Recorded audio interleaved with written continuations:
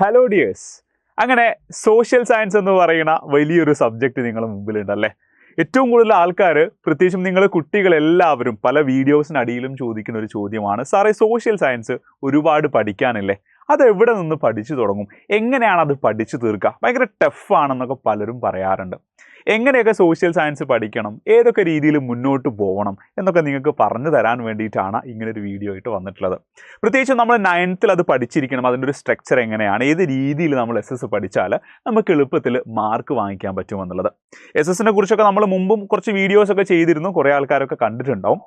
എന്തുകൊണ്ടാണ് social science വലിയൊരു സബ്ജക്റ്റായിട്ട് കുട്ടികൾക്ക്, പല ആളുകൾക്ക് ഒരു ബുദ്ധിമുട്ടുള്ള കാര്യമായി മാറുന്നത് എങ്ങനെയെന്ന് ചോദിച്ചു കഴിഞ്ഞാൽ, നമുക്കറിയാം 9th മുതൽ നിങ്ങളുടെ സോഷ്യൽ സയൻസ് എന്ന് പറയുന്നത് 2 പാർട്ടുകളാണ്. SS1, രണ്ടാമത്തത് SS2. SS1-നെ ശരിക്കും നമ്മൾ സോഷ്യൽ സയൻസ് 1 അല്ലേ, അതിനെ നമ്മൾ ഹിസ്റ്ററി എന്നാണ് പൊതുവെ കുറച്ചുകൂടി ഈസി ആയിട്ട് വിളിക്കാറുള്ളത് അല്ലേ. സോഷ്യൽ സയൻസ് 2 അഥവാ SS2-നെ നമ്മൾ എന്ത് വിളിക്കും, ജിയോഗ്രഫി എന്നും നമ്മൾ വിളിക്കും. ഇങ്ങനെയാണ് നമ്മൾ പൊതുവെ എന്ത് ചെയ്യാറുള്ളത്, ഇതിനെ 2 ഭാഗമാക്കി മാറ്റിയിട്ടുള്ളത്. ഇത് ഏറ്റവും കൂടുതൽ ബുദ്ധിമുട്ടായി മാറുന്ന ഏറ്റവും പ്രധാനപ്പെട്ട കാര്യം, 9ലധികം ചാപ്റ്റേഴ്സിലെ നമുക്ക് SS1-ൽ സോഷ്യൽ സയൻസ് 1-ലും അല്ലേ 9ഓളം ചാപ്റ്റർ SS2-ലും നമുക്ക് പഠിക്കാനുണ്ട്. ഇതെപ്പോഴും ബുദ്ധിമുട്ടായി മാറുന്നത്, തുടക്കത്തിലൊന്നും നമുക്ക് ആദ്യത്തെ 2 ചാപ്റ്റർ 3 ചാപ്റ്റേഴ്സ് ഒന്നും വലിയ പ്രശ്നമായി മാറൂല. 9ഉം 18 18 ചാപ്റ്റേഴ്സ് ഒരുമിച്ച് നിങ്ങളോട് പഠിക്കാൻ പറയുമ്പോൾ അതൊരു വലിയ ഭാഗമായി മാറുന്നു. ഏകദേശം 2 പാർട്ടുള്ള അല്ലേ ടെക്സ്റ്റ് ബുക്കുകൾ അല്ലേ, അങ്ങനത്തെ 4 ടെക്സ്റ്റാണ് നിങ്ങളെ കയ്യിലുണ്ടാവുക അല്ലേ. 1-2 പാർട്ടുകളടക്കം 4 ടെക്സ്റ്റ് ബുക്കുകൾ ഉണ്ടാവും. ഇത് ഒരുപാട് വലിയതായിരിക്കും.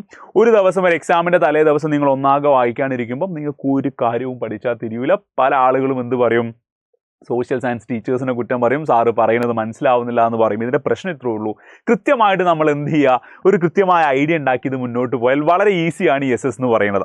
അപ്പോൾ നിങ്ങൾ ചെയ്യേണ്ടത്, SS പഠിക്കാൻ ഇപ്പോൾ നിങ്ങൾ SS1 ആയാലും 2 ആയാലും എപ്പോഴും ഒരു ഷോർട്ട് നോട്ട് എന്ന് പറയുന്ന ഒരു സെറ്റപ്പ് നിങ്ങൾ സെറ്റാക്കി വെക്കണം. ഇപ്പോൾ ഏറ്റവും സിമ്പിളായിട്ട് നമുക്ക് ഏറ്റവും ചീപ്പ് റേറ്റിൽ കിട്ടുന്ന സാധനമാണ് ന്യൂസ് പ്രിൻ്റ് എന്ന് പറയുന്നത്. ഞാനൊക്കെ ചെയ്തിരുന്നത് ന്യൂസ് പ്രിൻ്റ് എന്ത് ചെയ്യുന്നത്, 2 ഭാഗമാക്കി മടക്കിയിട്ട് ചെറിയ ഒരു നോട്ടാക്കി മാറ്റും. എന്നിട്ട് എന്ത് ചെയ്യുന്നത് വെച്ചാൽ, ഇപ്പോൾ ചാപ്റ്റർ ഫസ്റ്റിലെ ഇപ്പോൾ SS1-ലെ സോഷ്യൽ സയൻസ് 1-ലെ ഒന്നാമത്തെ ചാപ്റ്റർ, എന്താ ഒന്നാമത്തെ ചാപ്റ്ററിൻ്റെ പേര് അല്ലേ, medieval world centres of power അല്ലേ, എന്താണ് മധ്യകാല ലോകം അധികാര കേന്ദ്രങ്ങൾ. ഒന്നാമത്തെ ചാപ്റ്റർ ആണെങ്കിൽ ഞാൻ എന്ത് ചെയ്യും, ചാപ്റ്റർ 1 അല്ലേ, എന്താണ് ആ ന്യൂസ് പ്രിൻ്റിൽ ഫസ്റ്റ് എന്ത് ചെയ്യും, ചാപ്റ്റർ 1 എന്ന് എഴുതും. എന്നിട്ട് ആ ചാപ്റ്ററിൽ പഠിക്കാനുള്ള കാര്യങ്ങൾ എന്തൊക്കെയാണെന്ന് ആദ്യം ഇവിടെ എഴുതി വെക്കും അല്ലേ. പ്രധാനപ്പെട്ട എംപയറുകൾ, സാമ്രാജ്യങ്ങളെക്കുറിച്ചാണ്. അതിലൊന്നാമത്തെ എന്താണ്, റോമൻ എംപയർ അഥവാ റോമൻ സാമ്രാജ്യം എന്ന് എഴുതി വെക്കും. അതെന്താക്കിയിട്ടുണ്ട്, 2 എണ്ണമായി മാറിയിട്ടുണ്ട് അല്ലേ. ഏതൊക്കെയാണ്, ഈസ്റ്റും വെസ്റ്റും. അങ്ങനെ ഓരോ പോയിന്റുകൾ എന്ത് ചെയ്യും, പ്രധാനപ്പെട്ട പോയിന്റുകളാക്കി ചെറിയ ആ ടെക്സ്റ്റ് ഒന്നാകെ എഴുതി വെക്കരുത്, പ്രധാനപ്പെട്ട നിങ്ങൾക്ക് തോന്നുന്ന പോയിന്റുകൾ മാത്രം എന്ത് ചെയ്യുക, അവിടെ എഴുതി വെക്കുക. ഇപ്പോൾ അറബ് എംപയർ ആണെങ്കിൽ വീണ്ടും നമ്മൾ പറയുന്നു, അറബ് സാമ്രാജ്യം എന്ത് ചെയ്തിട്ടുണ്ട്, അവിടെ 3 രാജവംശങ്ങൾ ഡൈനാസ്റ്റികൾ ഭരിച്ചിരുന്നു. ഇങ്ങനെ ഓരോ ഭാഗമാക്കിക്കൊണ്ട് നമ്മൾ എന്ത് ചെയ്യുന്നു അല്ലേ. അങ്ങനെ ഇത് ഇനി SS2 ആണെങ്കിലും നമ്മുടെ എന്താണ് സൺ അല്ലേ, അൾട്ടിമേറ്റ്സ്, ആ ചാപ്റ്ററൊക്കെ നമ്മൾ പഠിക്കില്ലേ, സർവ്വവും സൂര്യനാലൊക്കെ പഠിക്കുന്ന സമയത്തും അതുപോലെ ആ ചാപ്റ്ററിലെ പ്രധാനപ്പെട്ട ഭാഗങ്ങൾ ഓരോ ഭാഗമാക്കി എഴുതി വെച്ചുകൊണ്ട് ഷോർട്ട് നോട്ടുകൾ എഴുതി വെച്ചുകൊണ്ട് പഠിക്കണം.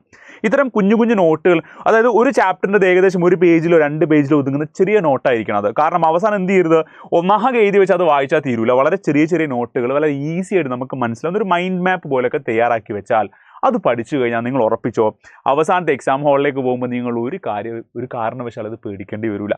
പിന്നെ എന്തായാലും എന്താണ്, ഞാനും ഫസൽ സാറും SS എടുക്കണേ, നിങ്ങൾ SS2 എടുക്കണം, നിങ്ങളുടെ പ്രിയപ്പെട്ട ഫസൽ സാറും ഉണ്ടാവും. അപ്പം കൃത്യമായിട്ട് ഈ കാര്യങ്ങളൊക്കെ നമ്മൾ പറഞ്ഞ് മുന്നോട്ട് പോകും. അപ്പം നിങ്ങളോട് ഈ കാര്യമാണ് ആദ്യം എനിക്ക് പറയാനുള്ളത്.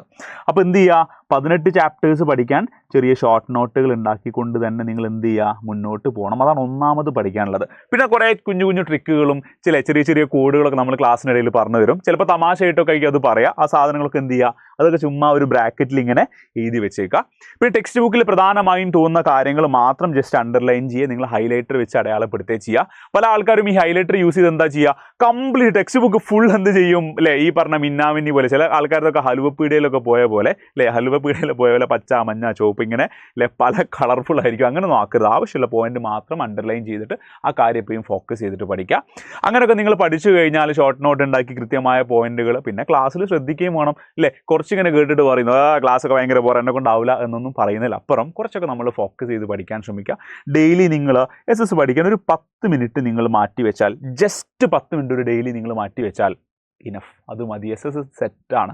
ഇതല്ലാതെ അവസാനത്തെ എക്സാമിൻ്റെ തലേ ദിവസം 18 ചാപ്റ്ററും നിങ്ങൾ അങ്ങോട്ട് പോയാൽ അതൊരിക്കലും പഠിച്ചു തീരൂല എന്നുള്ള കാര്യം കൂടി നിങ്ങൾ ബോധ്യപ്പെട്ട് നിൽക്കുക.